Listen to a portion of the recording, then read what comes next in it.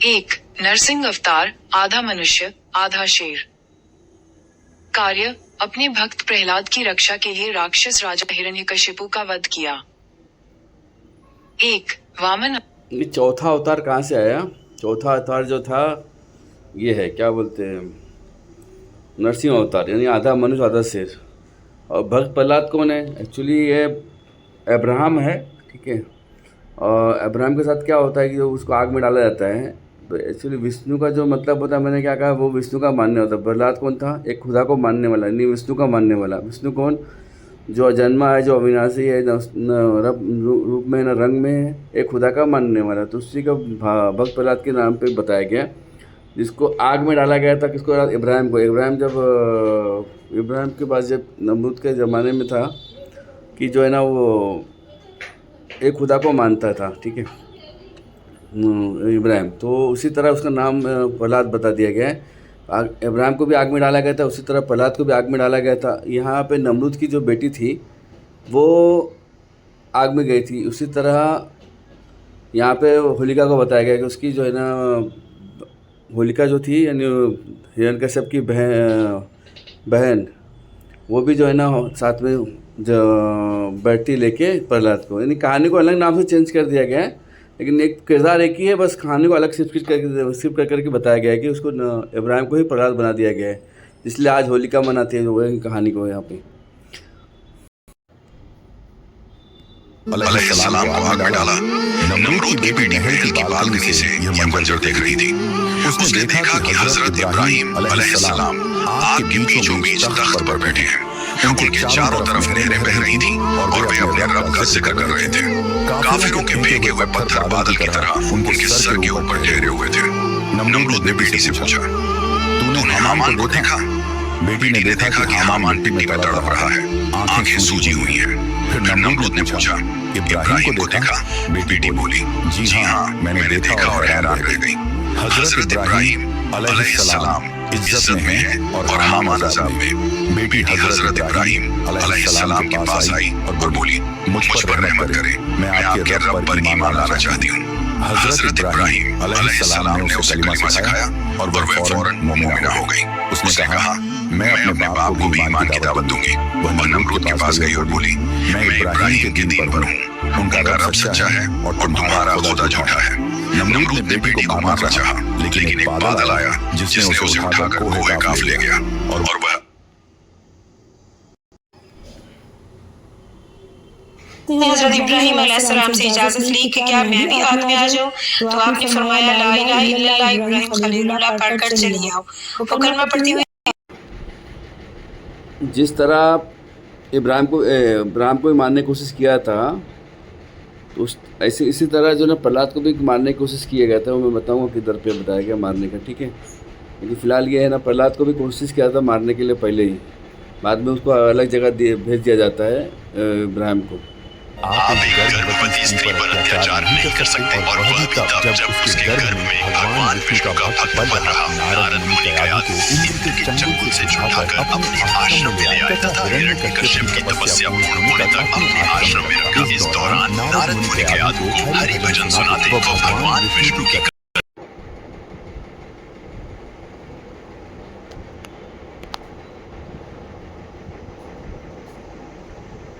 जी नहीं, मूल बाइबल में एब्रम के बचपन में उन्हें मारने की कोई कोशिश किए जाने का जिक्र नहीं है। हालांकि यहूदियों की प्राचीन धार्मिक कथाओं, मिड्राश और इस्लामिक परंपराओं में अब्राहम के बचपन की एक प्रसिद्ध कहानी मिलती है। इसके अनुसार एक राजा निमोद की भविष्यवाणी। जब अब्राहम का जन्म हुआ, तब बेबीलोन के राजा निमोद के ज्योतिषियों ने भविष्यवाणी की कि यह बच्चा आगे चलकर राजा के झूठे धर्म और मूर्ति पूजा का अंत कर देगा। 2. पिता द्वारा रक्षा। राजा ने अब्राहम को मारने का आदेश दिया।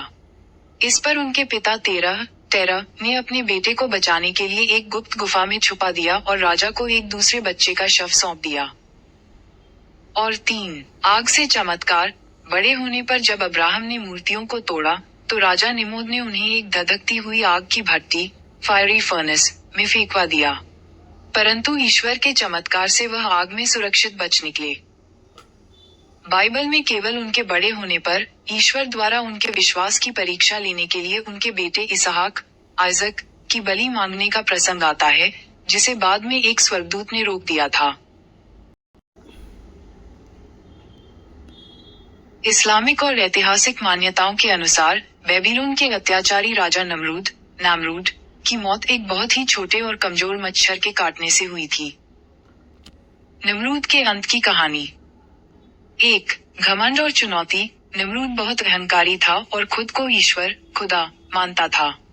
उसने पैगंबर हजरत इब्राहिम को चुनौती दी थी। 2. अल्लाह का प्रकोप। उसे सबक सिखाने और उसके घमंड को तोड़ने के लिए अल्लाह ताला ने उसकी सेना पर मच्छरों का एक झुंड भेज दिया। उन मच्छरों ने नमरूद की सेना का सारा खून और मांस खा लिया, जिससे केवल हड्डियां बच गईं। 3. मच्छर का प्रवेश।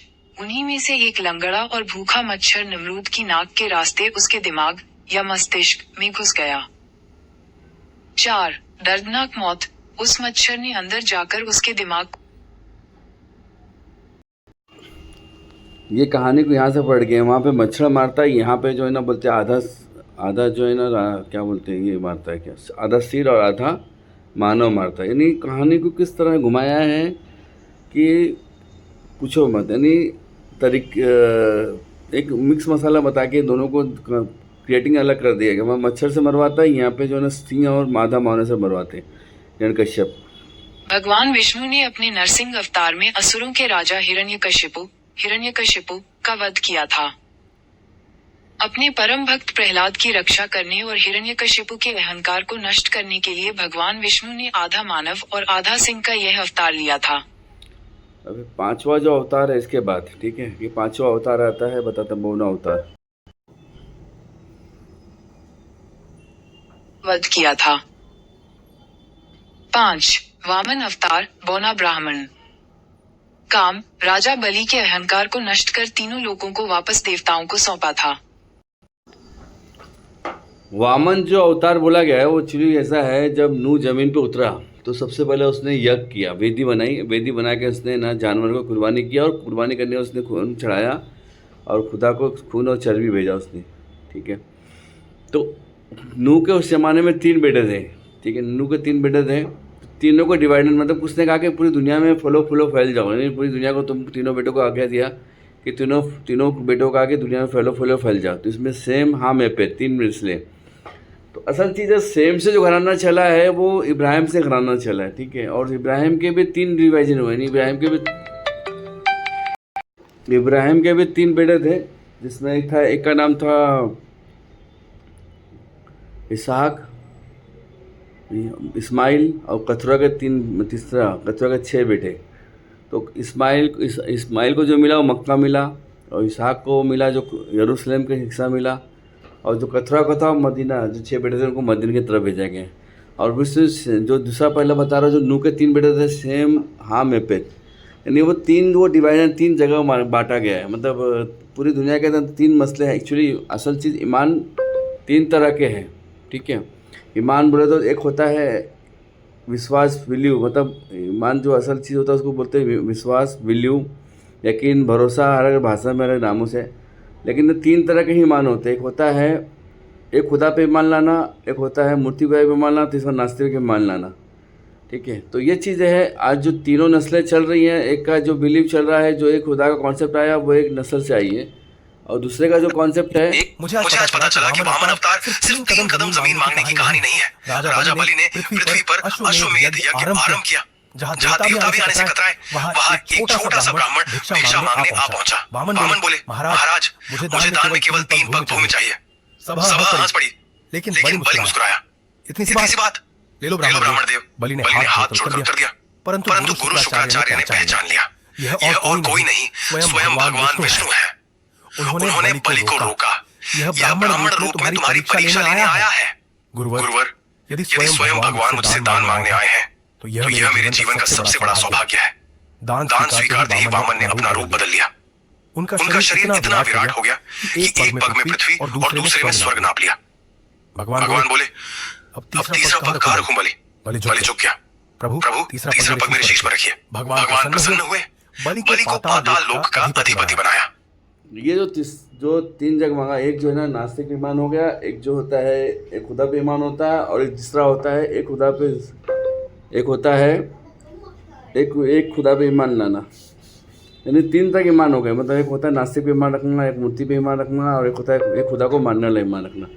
ये कॉन्सेप्ट आया है, समझे ना। तो इसलिए जो एक नस्ल आई है वो एक खुदा पे ईमान लाना, यानी सर पे जो रखा है कि सर पे तुमने मेरा पग रख दिया, यानी तुमने मुझे आशीष दे दी। तो ये चीज़ होता है तीसरा, मतलब ये छठा अवतार यहाँ पे हुआ। ठीक है। परशुराम का जन्म एक विशेष उद्देश्य के लिए हुआ था, जो हिंदू धर्म के पुराणों में वर्णित है। परशुराम विष्णु भगवान के छठवें अवतार माने जाते हैं और उनका जन्म मुख्य रूप से धरती को क्षत्रियों के अत्याचार से मुक्त कराने के लिए हुआ। कहा जाता है कि उस समय क्षत्रिय राजा अपनी शक्ति का दुरुपयोग कर रहे थे, धर्म और न्याय की अवहेलना कर रहे थे और ब्राह्मणों और साधुओं पर अत्याचार कर रहे थे। परशुराम के पिता महर्षि जमदग्नि और माता रेणुका दोनों ही बहुत धार्मिक थे। एक दिन जब एक क्षत्रिय राजा कार्तवीर्य अर्जुन ने महर्षि जमदग्नि के कमंडलू से कामधेनु गाय को बलपूर्वक छीन लिया, तो परशुराम ने कार्तवीर्य अर्जुन से युद्ध किया और उसे मार डाला। इसके बाद परशुराम ने क्षत्रियों के विरुद्ध 21 बार युद्ध किया और धरती को उनके अत्याचार से मुक्त कराया। भगवान परशुराम का जन्म की कहानी जानते हैं। वह राजा जिसके हजारों हाथ थे और जिसकी अपार शक्ति के सामने देवता तक झुक जाते थे, लेकिन वही सहस्त्रबाहु अंत में परशुराम जी से पराजित हुआ। कहा जाता है एक दिन सहस्त्रबाहु अपनी विशाल सेना के साथ ऋषि जमदग्नि के आश्रम पहुंचा। वहां उसने दिव्य कामधेनु गाय को देखा और अहंकारवश उसे अपने साथ ले जाने की जिद करने लगा। ऋषि ने मना किया तो क्रोध में आकर सिम्सन कौन था? एक खुदा का मानने वाला, जिस तरह कहा है ना विष्णु, यानी वो एक खुदा को मानने वाला था। लेकिन मसला क्या हो गया कि जो फिलिस्ती थे वो तो बुत परस्त थे, ठीक है। तो वो उनके साथ जुल्म करते थे। किसके बाद? एक खुदा की जो मानने वाला था, जिसको विष्णु भी कहा गया।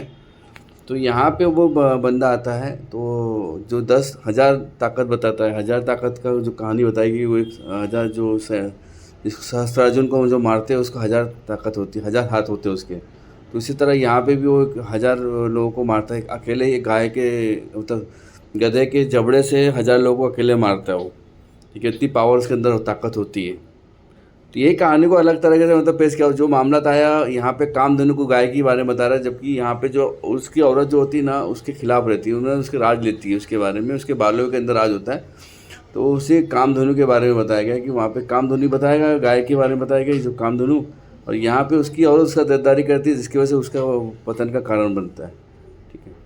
ताकत अद्भुत थी जो अकेले हजारों दुश्मनों से लड़ सकता था और जिसने अपनी अंतिम सांस तक अपनी शक्ति का उपयोग किया। यह कहानी है शिमशोन की, एक ऐसा वीर योद्धा जिसे परमेश्वर ने इस्राएलियों को पलिश्तियों से मुक्त कराने के लिए चुना था। लेकिन उसकी असाधारण शक्ति के बावजूद उसकी कमजोरियों ने उसे गिरा दिया। तो चलिए शिमशोन की रोमांचक और प्रेरणादायक यात्रा शुरू करते हैं। बहुत समय पहले इस्राएलियों पर पलिश्तियों का शासन था।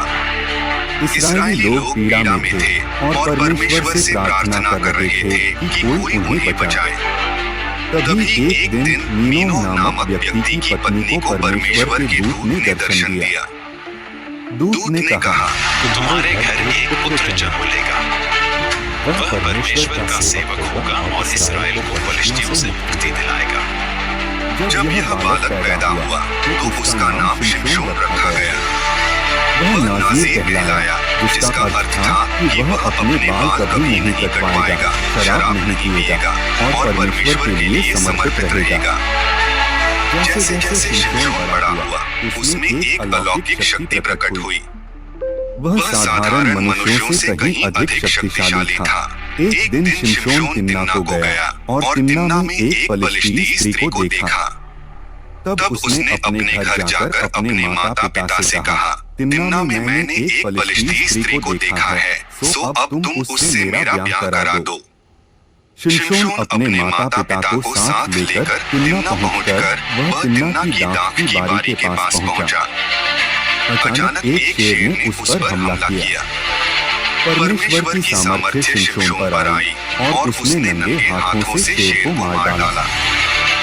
अपना यह काम उसने अपने पिता व माता को नहीं बतलाया।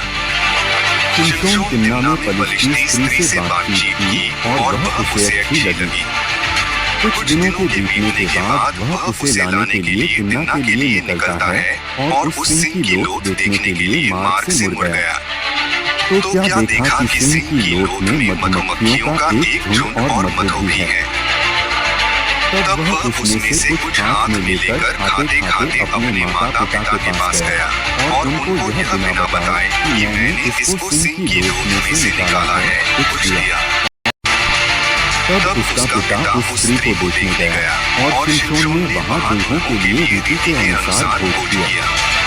उसे 30 साथी दिए गए। शिमशोन ने उनसे कहा, मैं तुमसे एक पहेली क्या?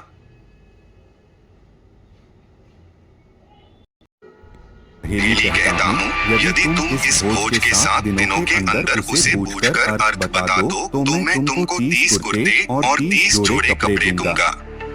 और यदि तुम उसे न बता सको तो तुमको मुझे 30 कुर्ते और 30 जोड़े कपड़े देने पड़ेंगे। उन्होंने उससे कहा, अपनी पहेली कह कि हम उसे सुने। शिमशोन ने उनसे कहा, खाने वाले में से खाना और बलवंत में से मीठी वस्तु निकली। इस पहेली का अर्थ वे 3 दिन के भीतर न बता सके। 7वें दिन उन्होंने शिमशोन की पत्नी से कहा, अपने पति को फुसला कि वह हमें पहेली का अर्थ बताए, नहीं तो हम तुझे तेरे पिता के घर समेत आग में जलाएंगे। क्या तुम लोगों ने हमारा धन लेने के लिए हमें नेवता किया है? क्या यही बात नहीं है? तब शिमशोन की पत्नी यह कहकर उसके सामने रोने लगी। तूने एक पहेली मेरी जाति के लोगों से तो कही है, परंतु मुझको उसका अर्थ भी नहीं बताया। और जेबनार के 7वें दिनों में वह स्त्री उसके सामने रोती रही और 7वें दिन जब उसने उसको बहुत तंग किया तब उसने उसको पहेली का अर्थ बता दिया। तब उसने उसे अपनी जाति के लोगों को बता दिया। उस नगर के मनुष्यों ने शिमशोन से कहा, मधु से अधिक क्या मीठा और सिंह से अधिक क्या बलवंत है। शिमशोन ने उनसे कहा, यदि तुम मेरी कलोर को हल में न जोड़ते तो मेरी पहेली को कभी न बूझते। तब यहोवा का आत्मा उस पर बल से उतरा और उसने अश्कलोन में जाकर वहां के 30 पुरुषों को मार डाला और उनका धन लूटकर 30 जोड़े कपड़ों को पहेली के बताने वालों को दे दिया। और वह गुस्से में अपने पिता के घर चला गया। और शिमशोन की पत्नी उसके एक संगी को जिससे उसने मित्र का सा बर्ताव किया था ब्याह दी गई। परंतु कुछ दिनों बाद गेहूं की कटनी के दिनों में शिमशोन ने बकरी का एक बच्चा लेकर अपनी ससुराल में जाकर कहा, मैं अपनी पत्नी के पास कोठरी में जाऊंगा। परंतु उसके ससुर ने उसे भीतर जाने से रोका। और उसके ससुर ने कहा, मैं सचमुच यह जानता था कि तू उससे बैर ही रखता है, इसलिए मैंने उसे तेरे संगी को ब्याह दिया। क्या उसकी छोटी बहन उससे सुंदर नहीं है? उसके बदले उसी को ब्याह कर ले। शिमशोन ने उन लोगों से कहा, अब चाहे मैं फलिस्तियों की हानि भी करूं तो भी उनके विषय में निर्दोष ही ठहरूंगा। तब शिमशोन ने जाकर 300 लोमड़ियां पकड़ी और मशाल लेकर 2-2 लोमड़ियों की पूंछ एक साथ बांधी और उनके बीच एक मशाल बांधा। और मशालों में आग लगाकर उसने लोमड़ियों को फलिस्तियों के खड़े में उसने कहा। धीरे सैमसन और फलिस्तियों के बीच दुश्मनी बढ़ती गई। एक दिन जब फलिस्तियों ने उसे पकड़ने की कोशिश की तब सैमसन ने गधे की जबड़े की हड्डी से एक ही बार में 1000 फलिस्तियों को मार गिराया। सभी लोग चकित थे, यह कैसे संभव है? लेकिन उसकी शक्ति का रहस्य केवल एक ही था, उसकी परमेश्वर से नाज़ीर प्रतिज्ञा और उसके बाल। सालों बाद सैमसन को दलीला नाम की एक स्त्री से प्रेम हो गया, लेकिन ये प्रेम सच्चा नहीं था। दलीला को फलिस्तियों ने रिश्वत दी थी ताकि वह सैमसन से उसकी शक्ति का रहस्य जान सके। दलीला ने कई बार पूछा और हर बार सैमसन ने झूठी बात बताई, लेकिन अंत में बार-बार तंग किए जाने पर उसने सच्चाई बता दी। मेरे सिर के बाल कभी नहीं काटे गए, अगर काट दिए जाएं तो मैं दुर्बल हो जाऊंगा जैसा औरों की तरह। जैसे ही सैमसन गहरी नींद में सो गया, दलीला ने उसके बाल काट दिए। तुरंत उसकी शक्ति जाती रही। फलिस्तियों ने आकर उसे पकड़ लिया, उसकी आंखें फोड़ दी और उसे जेल में बांध दिया। अब वह महान योद्धा अंधा और अपमानित था, वह चक्की पीसने वाला बंदी बन गया। मगर समय बीतता गया और सैमसन के बाल फिर से बढ़ने लगे। एक दिन फलिस्तियों ने एक बड़ा उत्सव मनाया अपने देवता दागोन की पूजा के लिए। उन्होंने सैमसन को बुलवाया ताकि वह सबके सामने मजाक का पात्र बने। अंधे सैमसन को एक लड़के के सहारे मंदिर के बीच दो खंभों के पास लाया गया।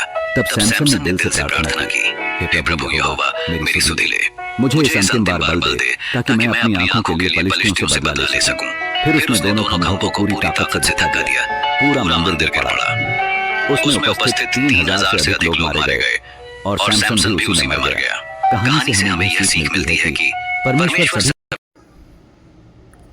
सातवां जो अवतार बताया वो राम अवतार, यानी जो मैंने कहा ना इब्राहिम को राम बनाया गया कि खुदा ने इब्राहिम से वादा किया था कि मैं तुझे हर जात जात का मूल्य पिता बनाऊंगा।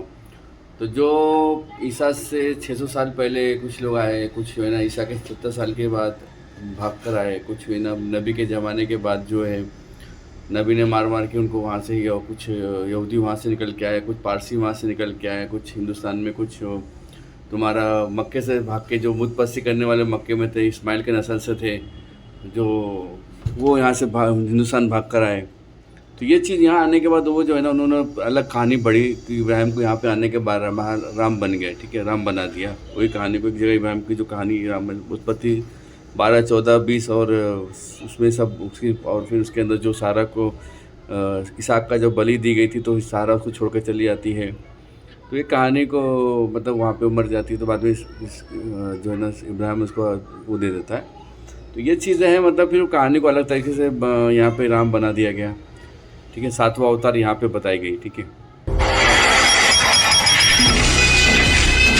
अब आठवां अवतार कृष्ण अवतार, जो कृष्ण अवतार यहाँ पे मूसा को ही, जो वहाँ से सब इन्होंने भाग के जो पलायन किया, जिन्होंने यहाँ पे हिंदुस्तान आए, क्योंकि सब दो ही कौमें यहाँ पे आई, मतलब यहाँ पे समझ लो कॉकटेल हो गए, यहाँ पे सब मिक्स हो गए।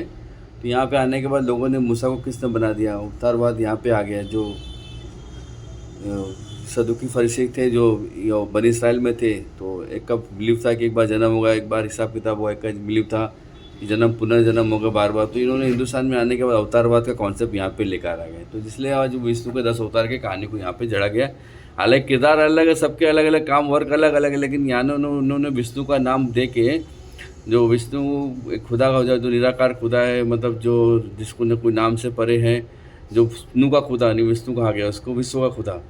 लेकिन वहाँ पे जो है ना उसको नाम से अलग से दे दिया गया है कि उसके बाद 10 अवतार बता दिए गए। हर जो वर्क हुआ दुनिया के अंदर, उसी को इन्होंने जो रोल को, हर एक का किरदार का रोल का अलग अलग उन्होंने नाम दे के अवतारवाद का यहाँ पे 10 विष्णु के 10 अवतार बता दिया, ठीक है। और 9वां जो अवतार है बुद्ध का, यानी बुद्ध जो है ना, बुद्ध मतलब क्या होता है, गौतम बुद्ध। गौतम बुद्ध भी नास्तिक नहीं था, वो एक खुदा का मानने वाला बंदा था। उसने कहा था खुदा की तलाश करो, यानी खोजो, मेरे बोलने से मत मानो ईश्वर है, तुम खुद तलाश करो, क्योंकि तुम अगर तलाश करो तो आपस में लड़ोगे नहीं। उसी तरह ईसा ने भी कहा खुद तलाश, मतलब खुद अपना तन और मन उस खुदा को दे दो जिसने हम सबको बना के भेजा। 32वां यानी बैत दो अपने पिता को दो, जो जिसने हम सबको दुनिया में बना के भेजा है, ठीक है। और असल चीज़ है कल की 10वां अवतार ये है कि तुम सब एक खुदा को मान रहे हो, मतलब पूज रहे हो। एक पिता को अगर आप बाप बोलोगे, डैडी बोलोगे, अब्बा बोलोगे, फादर बोलोगे, तो एक ही है, लेकिन फ़र्क इतना है कि तरीका अलग है, सोचने तरीके नहीं, एक होना है। असल चीज़ दौसातवार का काम ये है कि सबको एक करना है कि तुम जिस खुदा को पुकार रहे, कोई विष्णु कह रहा है, कोई अल्लाह कह रहा है, कोई ओम कह रहा है, कोई वाहेगुरु कह रहा है, कोई और मजदगत, एक ही है वो जो हम सबका बनाने वाला बाप है, हमारा पिता है, और हमारा बनाने वाला पिता भी है, और हमारा परमेश्वर भी है, ठीक है। लेकिन बस फ़र्क इतना है कि उसको हम समझ नहीं सकते माने क्या है, और हम आपस में लड़ रहे हैं। असल चीज़ इंसानियत कायम करना, हमें एक मकसद से एक खुदा का बंदा बनना है, ठीक है। और हमारा पिता जिस हम सबको बना के भेजा है, उसको अपना तन और मन देना, किसी को नहीं देना। असल लड़ाई तो दुनिया में ही हो रहा है कि जिसको हम मान रहे हैं, जिसको हम अपना समझ रहे हैं, दुनिया में मान रहे, लड़ाई वहीं पे हो रही है। कहानी घुमा फिरा के एक ही तरफ जा रहे हैं, मतलब एक खुदा को मनवा रहे हैं, लेकिन बस इतना फ़र्क है कि नाम से और तरीका अलग है। काम उनका नाम हमने अलग कर दिया है, उनको अलग अलग किरदारों में ढाल दिया, मसला यहाँ पे अटक रही है, समझे ना। तो ये चीज़ है कि इंसानों ने ही सब कुछ अपने तरह से उनको अलग अलग नामों से, अलग अलग तरीके से उनको बुलवाया है। हालांकि वही, क्योंकि उसको आप एक नाम में भी नहीं डाल सकते हो किस तरह का है उसका, एक नाम में तो ना उसको बांध सकते हो, ना एक उसको आकार में बांध सकते हो। कोई अगर कहता है कि 33 कोटि में खुदा है, तो वो हर चीज़ में समा सकता है और हर चीज़ में अपना बच सकता है। वो हर चीज़ को अपने ग्रहण कर सकता है और हर चीज़ को मतलब उसके अंदर हर चीज़ की सिफत है। वो हर चीज़ को अपने अपना दाखिल भी कर सकता है, नहीं बन भी सकता है और हर चीज़ के अंदर और वो समा भी सकता है और वो अपनी हर चीज़ को यानी कि उसको तुम्हारे 33 कोटि क्या बोले तो बहुत यानी जितने हम उम्मीद नहीं कर सकते, वो हर चीज़ों के अंदर अपने को अंदर समा भी सकता है और अंदर उसको अपने अंदर समाहित भी कर सकता है। नहीं उसको हमारे समाज से, हमारे समझ से, हमारे दिमाग से परे हो। ठीक है, असल है इंसानियत कायम करो, खुदा के बंदे बन जाओ, अच्छे से अपनी किसी को बुरा मत बोलो, लड़ाई मत करो, आपस में इंसानियत कायम करो, असल मकसद ये। ठीक है।